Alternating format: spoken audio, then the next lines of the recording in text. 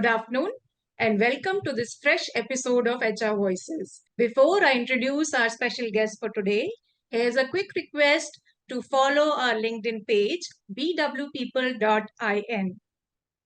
On this episode, we are joined by Ms. Santana Ramakrishnan, the Chief Human Resources Officer at Zeiss India. With over 20 years of experience, Santana has been a pivotal force in shaping HR strategies across diverse markets. She has successfully built high-performance cultures, led change management initiatives, and fostered leadership development at some of the leading organizations like GE Capital, AXA, Genpact, Dealshare, and Goldman Sachs. Welcome on our show, Santana. Thank you, Bilquis. Pleasure to be with you. Please tell us about your journey and what work do you do? Well, my current role is called the Chief Human Resources Officer for Zeiss India. Essentially, it is the person who helps drive the people agenda for the organization in India in partnership with our global people agenda. An important element of the job that I do is make sure that the people agenda that we are delivering for India is balanced both in the interests of the business locally as well as the global priorities that are important to drive things at a global scale like culture, people priorities. These are some of my responsibilities here. Prior to joining Zeiss, I've worked across the organizations that you've mentioned. I've had the privilege of doing different kinds of HR roles, working with different stakeholders, and I believe the experiences that I have accumulated over these years has positioned me well in the current scenario for Zeiss, where we are going through a significant transformation both on the business as well as the people front. Fantastic. Given your global experience and experience across various diverse sectors, what do you think are the emerging challenges in HR, and what are the challenges in managing the talent across different markets and different industries? Right. There are two parts to that question, isn't it, Bilquis? What Yes. are the challenges for HR? Essentially, whatever are the business challenges translate as people challenges. If today the business is contemplating how we are going to shift our position into the emerging world of AI technologies, how are we going to adopt and adapt to the upcoming challenges, whether they are geopolitical in nature, whether we are impacted by the global supply chain dynamics. HR's people challenges will be reflective of some of these business challenges. So whatever are the current topical points that are there in newspapers and discussion forums continue to drive some of the challenges that we have to preempt and anticipate.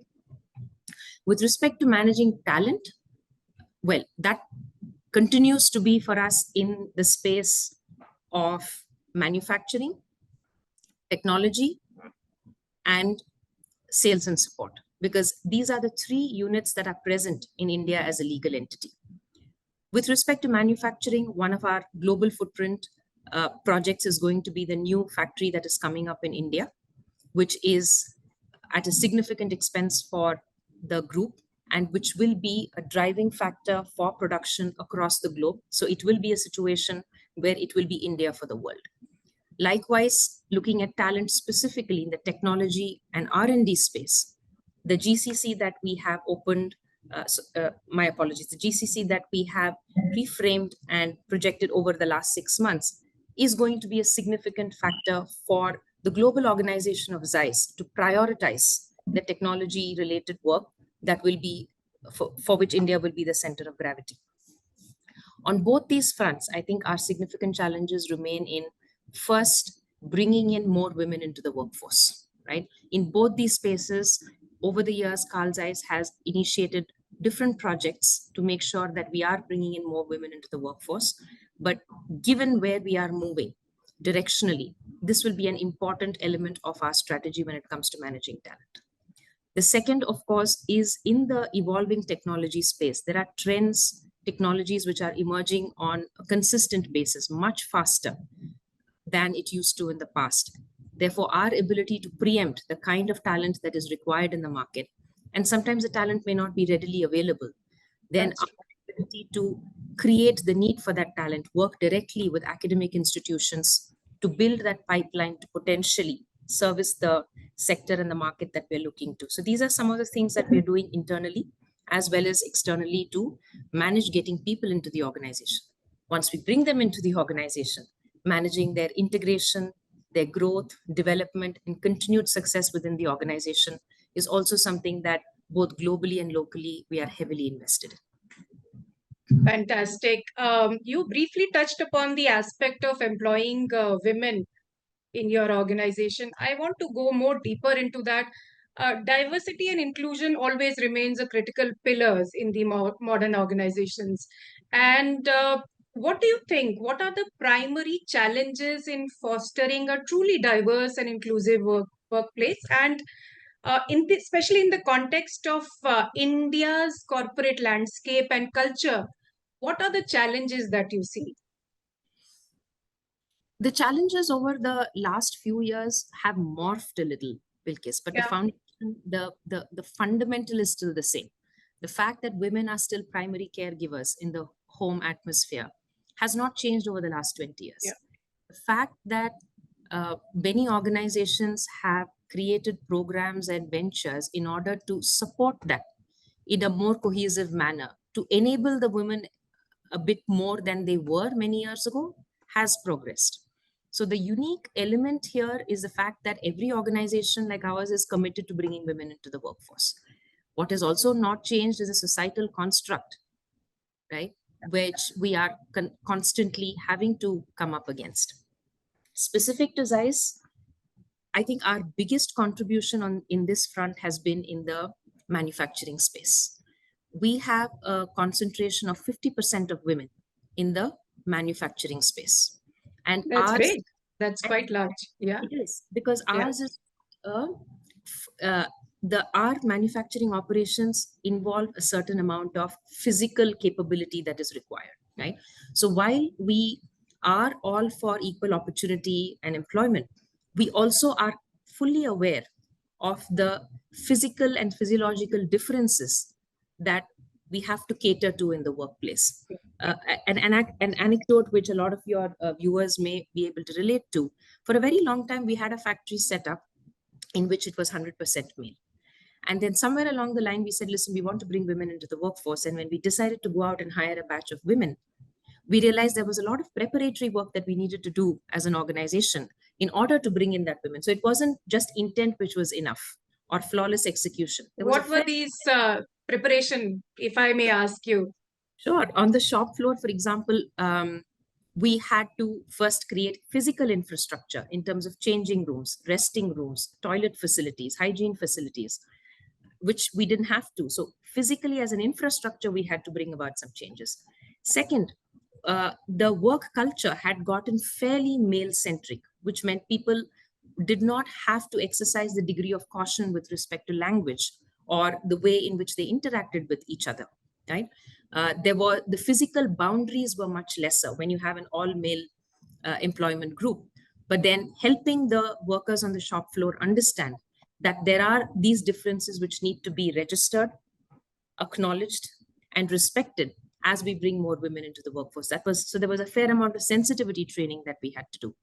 And then, of course, there are compliance and potential issues that you want to manage with respect to POSH, right? So there was a fair amount of sensitization training, helping people understand that what could be perceived as acceptable behavior may not necessarily be acceptable behavior. So these were some of the things which we had to do just at the preparatory phase in order to even bring in women into the shop floor. Fantastic. Moving ahead from DEI to well-being, how important do you think that employee well-being in today's the complete corporate scenario that we have? And what are the key practices that you consider essential for HR leaders to prioritize for well-being for the employees? Right, Bilquis, there is no contest on the question of, what do we need to do for well-being?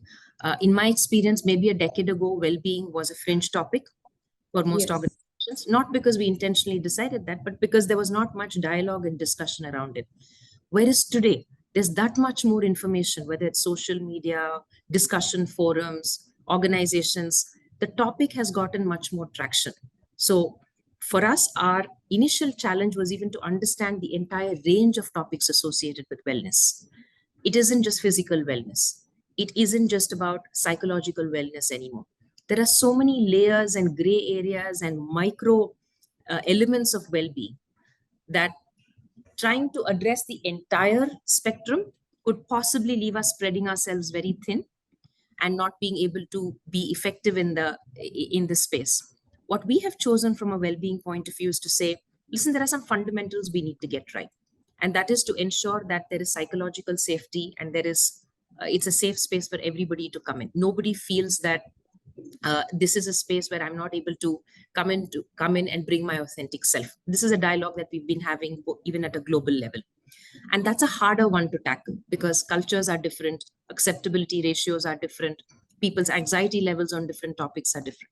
So for us, one of the things that we said in tandem with bringing more women into the workforce, one of the things that we felt as a significant need, both from the female as well as the male employees in our organization, was a parenthood program. We said there are people who are going through having children, whether it is their first child or their third child, it is still a significant lifestyle adjustment, both in the True. workplace as well as at home. Most people, because of the nuclear family setup, do not have the kind of societal adjuncts that they used to have in the past. The support systems are still new. A lot of people are migrants into the city that they are working on. So the ecosystems that they depend on are not really robust and reliable.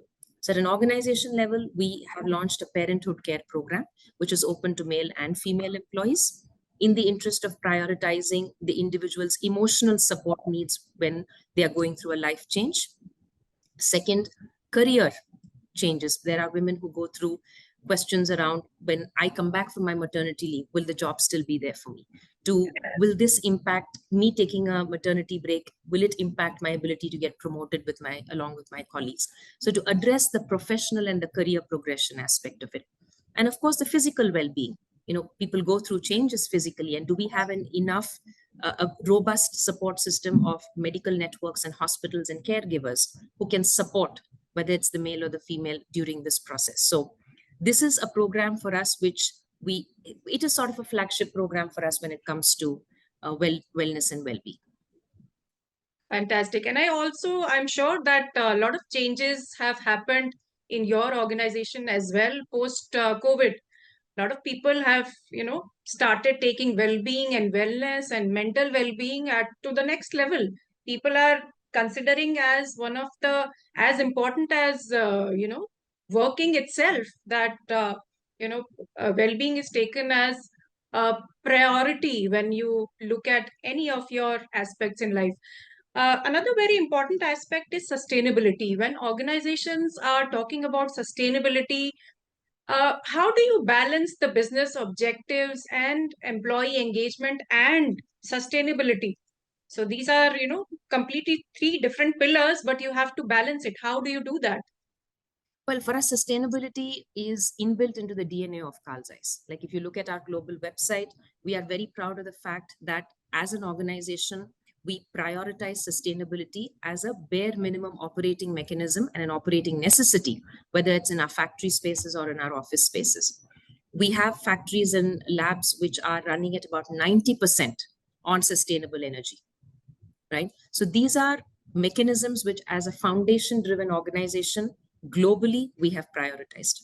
Specifically in India, our sustainability efforts are slightly more broad-based. It's not just limited to our organization environment, but our corporate social responsibility initiatives spread further into the community, integrating the local communities that we live and work in as part of the sustainability initiatives, whether it is ensuring that our supply chains are more greener, whether it is ensuring that our products which come into the organization and go out are adherent to the standards with respect to sustainability and long-term investments. So these are, non-negotiables for us when it comes to delivering what we believe is the right thing for the customer without compromising the integrity of the product. The other way, Bilquis, that I view sustainability for us is the amount of organizational energy that is required behind any of these initiatives, right? We all know of enough organizations and initiatives with the best of intent, But because we just did not have the organizational firepower, somewhere along the line, they either did not serve their purpose or just got stopped, whether it was because of financial resources or organizational intent. So one of the things that we have done very deliberately is, when we start an initiative, is to ask ourselves those questions. Are we trying to solve for a problem which is way beyond our scope of influence? Two, if we commit to solving for this problem, are we going to be able to do it over the next decade?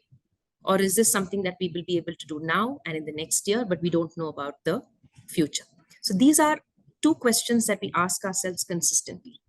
When it comes to the subject of keeping the financial element around it sustainable as well, these two questions help us answer it. So I think we are very clear in our race with whether it's bringing in talent into the organization, creating mechanisms for people to engage and integrate with the organization, well-being on all of these initiatives, making sure that the organization intent is balanced by the firepower to sustain the initiative over a long period of time is extremely crucial to us, and it's embedded in our value as an organization. Wow, that's really, really insightful and really good to know that there's a lot of work being done in this direction. Um, Moving ahead, I want to ask you about HR technologies, specifically in your organization. How do you think that there is integration of more and more AI and automation in HR, and how it is enhancing the employee experiences and how it is involved in the career development of the employees in your organization, and in general also, what do you see Right. in the industry outside Hmm. your organization? Right. No, it's an interesting question for me always. Right. In my career, we found the common perception slash misconception is that the HR organization is always the last adopter of technology. Right. We are, given that we are so front footed on the people part, we possibly deprioritize the need for us to be reliant on technology. But I'm glad to see over the last decade there's been a significant shift in the way Yeah. HR organizations are responding to technology, right? There are more information systems that are available to us with a high degree of sophistication, standard systems which can connect global enterprises, in fact, reducing the barriers to cultural exchange, right? From our organization's point of view, for us, we do have an information system which is standard and runs across the organization.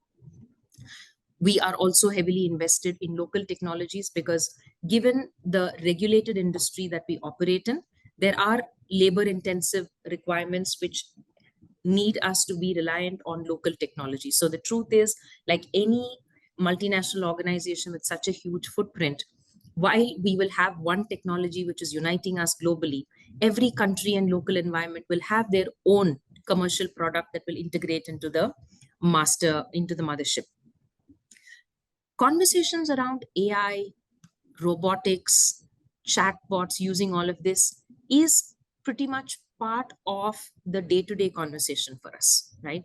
In order for us to be an HR organization which functions within a technology first organization, if we are not able to bring that degree of sophistication into our data and dialogue, we will just lose the business in the process. Very recently, the HR organization has invested in bringing in robots into the operating area. So we have experimented with bringing in, installing robots to do the work which a human being used to do, like transactional work around generating offer letters.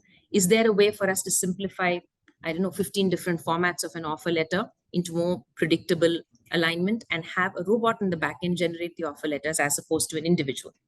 Right? Can we create integrations between people experiences and online experiences? So a lot of our onboarding processes, which earlier were heavily dependent on face-to-face interaction and onboarding people across 45 locations, across 17 different departments, is never going to be a uniform experience. But leveraging technology, can we create a particular journey online and then take that offline and bring people back online?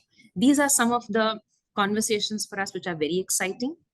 We don't believe we have solved the problem, but we know that we are well on our way to be at the receiving end of whatever new technology we believe that will make the employee experience more unified at the same time personal. It's a tough balance, but we are trying. Fantastic. There is also talk about AI and automation replacing the human intellect and human work, which people are usually doing in the organizations. Do you feel that is happening? And if yes, to what extent? Well, here I have a fairly personal take on the topic, and you could attribute it a little bit to my professional bias of being an HR person. I do believe AI is the future, right? There are multiple examples, even in such a short frame of time, that we have seen it has made deep inroads. And when harnessed efficiently, it can create a huge degree of favorable impact for people and processes. Having said that, do I believe that they will eventually replace a lot of the HR work that we're doing? I think it's a great way for us to replace transactional work, right? Because you're also giving people the opportunity to do more interesting stuff than monotonous, predictable work. Absolutely. Replacing the routine work, which can be Right. done by them. Yeah. It's a great opportunity. But do I believe, and to be fair, I also recently have seen very good live examples of AI technology being used in chatbots, which are able to answer employee queries and engage with them at a level which is more sophisticated than just sharing some data and pulling out some information. Do I believe that it will eventually replace the ability of a human being to interact with another and declare that degree of empathy and sophistication which is required? Maybe it's sometime in the future. I don't believe I'm going to see it in my life. Okay, great. Now, my last question to you. There are two parts to it. How important do you think that flexibility is while working in an organization? And flexibility in terms of working hours, we have seen a lot of debates around Right. 90-hour work week and 70-hour work week. How do you think that flexibility is important? Also, what role does hybrid and flexible working hours and workplaces from where the people are working, how does it play a role? And how do you manage the sentiments and priorities of Gen Z? Because there are very specific needs that Gen Z has. So there are two questions in one, but Right. I want to know your views about it. Let me start with the second question, Bilquis. Gen Z. Yeah. In the time that I have been in the workforce, I've seen three generations coming into the workforce, Yeah. right? And there is an organization like Carl Zeiss where you have all three generations in one team, right? And therefore, the expectations of working style, work ethic, discipline, all of this is very different across these three groups. And we constantly try to bridge the difference in understanding. One way is dialogue.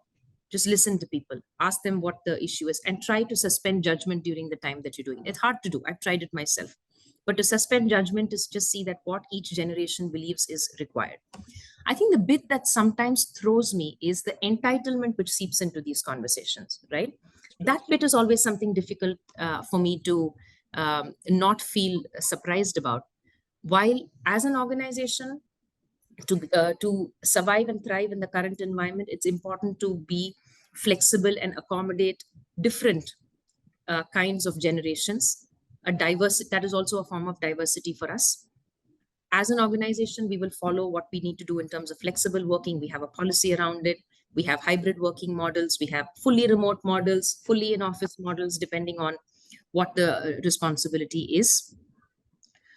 It has worked for us as an experiment. It is something that we're trying to make more entrenched into our system. While flexibility exists for all employees, the model that you choose is dependent upon the job that you do. For example, if I'm employed in the assembly line or in frontline, if I'm a frontline service engineer, working from home is not an option, right? Absolutely. Whereas if I'm in the R&D or the technology team, I do have the luxury of saying, listen, I can still deliver to the client's needs and the organization needs by physically being remote from the office location. So for us, applying flexibility is there for all employees, right? It is a flexible work culture. The model that you choose is heavily driven by the role and the division that you work with. Now, communicating this hasn't been, a walk in the park. We've had to do multiple rounds of communication, listen to people from all teams, see what works for us. And in some cases, the truth is, as an organization, we've had to take a call saying, For specific teams that we will not be able to accommodate a hybrid working model. For some teams, we are able to do that. So in my mind, it is a discretionary element that every organization has to contend with. It's a process of suspending judgment, listening, and doing what is right for the business and the employee. And as long as it does not compromise the health, well-being of employees in the workplace, every organization, in my mind, should and will prioritize what is important for the business, the customer, and the employee. Thank you so much. Lovely insights from you today and lovely views you have shared today with us. I'm sure our viewers are really going to benefit out of these. And thank you so much for your time today. And I hope to meet you sometime soon in person. And all the best to you. Thank you so much. Thank you, Bilquis. The pleasure is all mine. Have a good day. Thanks. Bye bye.